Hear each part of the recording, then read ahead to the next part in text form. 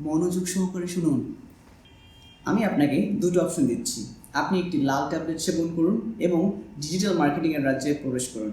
2, আপনি একটি নীল ট্যাবলেট সেবন করুন এবং প্রথাগত কম কার্যকর দ্য প্রমোশন কমিউনিকেশনসের সাথে বিভ্রান্তিতে থাকুন।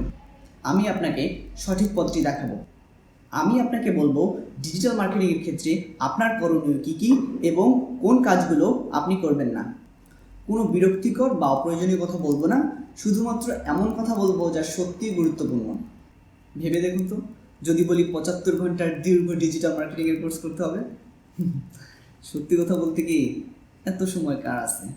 আমি আপনাকে পরামর্শ দিচ্ছি ডিজিটাল মার্কেটিং এবং বিজ্ঞাপনের গুরুত্বপূর্ণ বিষয়গুলোতে নজর দেওয়ার জন্য।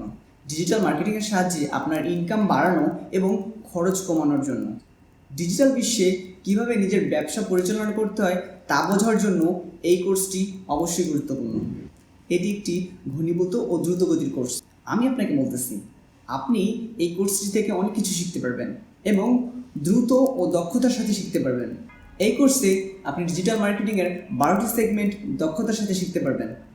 আমি আপনাকে পরামর্শ দিচ্ছি আপনি এই পুরো কোর্সটি দেখুন এবং শিখুন, যাতে আপনার ব্যবসার উন্নতি ও প্রবৃদ্ধি ঘটাতে পারেন। তাহলে দেখা হচ্ছে পরের পর্বে।